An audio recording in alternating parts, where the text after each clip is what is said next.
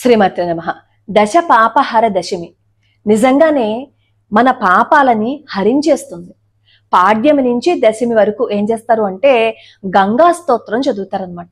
ఆ గంగా స్తోత్రం చదివితే ఫలితం ఏంటి అంటే గంగా స్నానం చేయలేని వారికి గంగా స్నానం చేసిన ఫలితం వస్తుంది.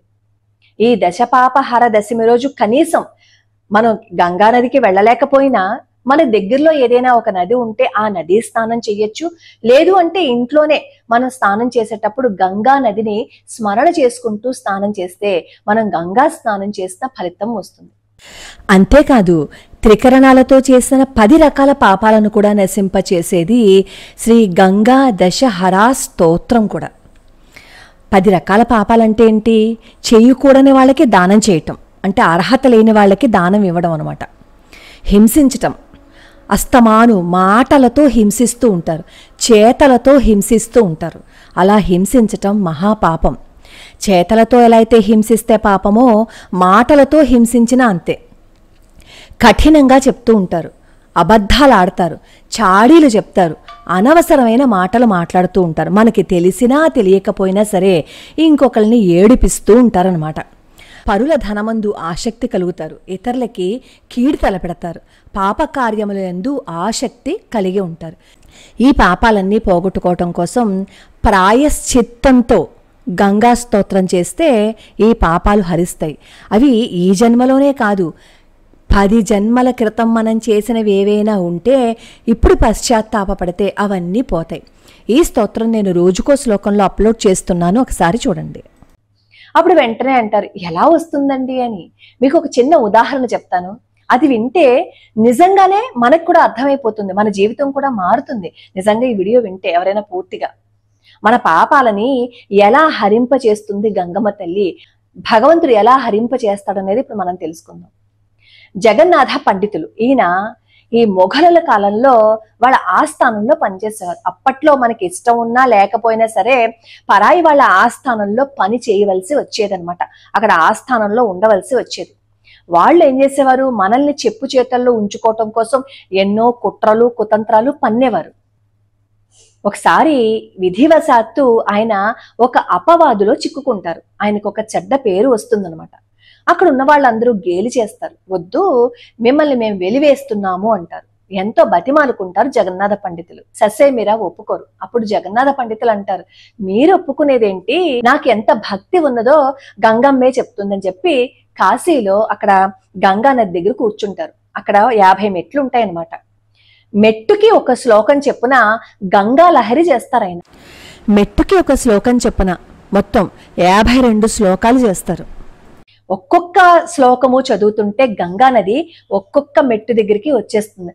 అలా ఆయన 52 శ్లోకాలు చెప్పేసరికి గంగా నది ఉప్పొంగిపోయి జగన్నాథ పండితులని అక్కుని చేర్చుకుంటుంది. అప్పుడు అక్కడ ఉన్న వాళ్ళందరూ ఆశ్చర్యపోతారు, నువ్వెంత గొప్పవాడివి, నీ గొప్పతనం మేము తెలుసుకోలేకపోయాం, మాకు జ్ఞానం ఉంది అనుకున్న మేము మూర్ఖులం మేము, కానీ నీకు జ్ఞానంతో పాటు భక్తి ఉంది, అంతకు మించి భగవంతుడి మీద నీకు నమ్మకం ఉంది, అందుకే గంగమ్మ తల్లి నిన్ను అక్కున చేర్చుకుందని చెప్పి అక్కడ ఉన్న వాళ్ళందరూ పశ్చాత్తాప పడతారు. ఈ దశహర దశమి రోజునే ఈ పండితరాయుల వారు కూడా గంగా నదిలో ఐక్యమైపోయారని ఉత్తరాదిలో ఈ జగన్నాథ పండితరాయుల వారిని స్మరణ చేసుకుంటూ ఆయనకు ఉత్సవాన్ని జరుపుతారు. ఇదే దశహర పాపదశమి రోజున ఈ సదాశివ బ్రహ్మేంద్ర స్వామి వారు కూడా బ్రహ్మీభూతులైపోతారు. ఆయన ముందే చెప్తారు, నేను జ్యేష్ఠ శుద్ధ దశమి రోజు జీవితం చాలిస్తాను, ఆ రోజున కాశీ నుంచి ఒక బ్రాహ్మణుడు ఒక లింగాన్ని తెస్తాడు, నా సమాధి సమీపంలో ఒక ఆలయాన్ని కట్టించి అందులో ఆ లింగాన్ని ప్రతిష్ఠించండి అని. దశమి రోజు ఆయన ఆదేశానుసారమే తవ్వబడిన గోతులో స్వామి ఉపవిష్టుడు అయ్యారు. ఆయన తేజస్సు ఈ బ్రహ్మరంధ్రం నుంచి బయటకు వచ్చేస్తుంది. అందరూ చూస్తుండగా అది జరుగుతుంది. అప్పుడు శివలింగాన్ని తీసుకొచ్చి అక్కడ ఎక్కడైతే ఆయన బ్రహ్మీభూతులైపోయారో బృందావనం లాంటిది నిర్మిస్తారు. అలా నిర్మిస్తే అక్కడ బిల్వ చెట్టు మొలిచిందనమాట. ఎప్పటికీ ఈ రోజుకి అక్కడ బిల్వ వృక్షాన్ని చూడొచ్చు. ఆ బిల్వ వృక్షం యొక్క గొప్పతనం ఏంటి, అసలు సదాశివ బ్రహ్మేంద్ర స్వామి వారి చరిత్ర ఏంటి అనేది మన ఛానల్లో ఉంటుంది, ఒకసారి చూసుకోండి. ఈ దశహర పాప దశమి రోజే ఈ సదాశివ బ్రహ్మేంద్ర స్వామి వారు కూడా భగవంతుల్లో ఐక్యమైపోయిన రోజు అనమాట. కేవలం మనకి జ్ఞానం ఒకటి ఉంటే సరిపోదు, శంకరాచార్యుల వారు ఏం చెప్తారు?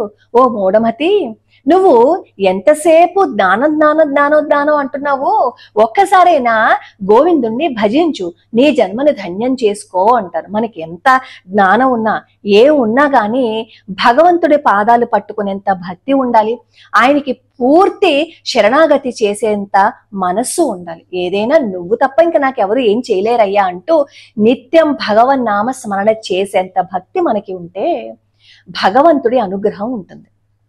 ఇప్పుడు చాలా మంది అంటారు, వాళ్ళిద్దరంటే గొప్పవాళ్ళు, మనం ఏదైనా స్నానం చేస్తే మనకి ఏమైనా పుణ్యం వస్తుందా అని.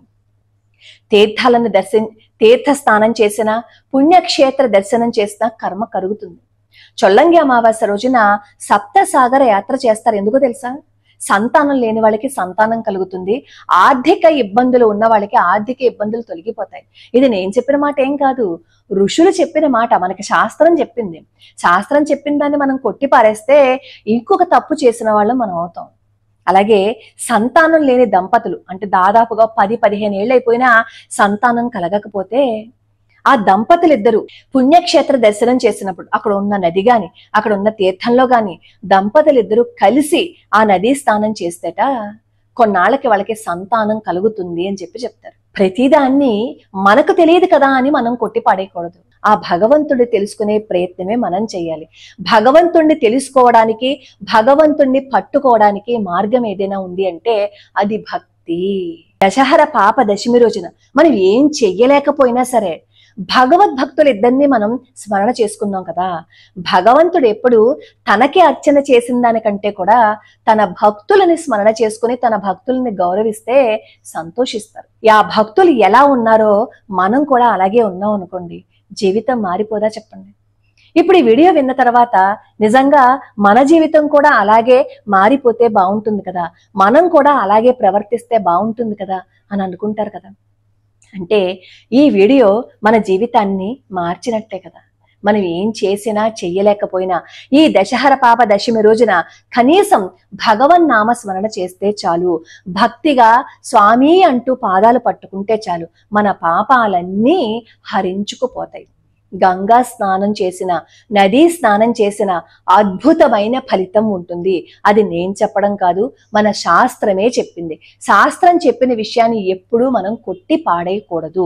ఎన్నో ఉదాహరణలు ఉన్నాయి నదీ స్నానం చేస్తే ఎటువంటి ఫలితాలు ఉంటాయి అనేది.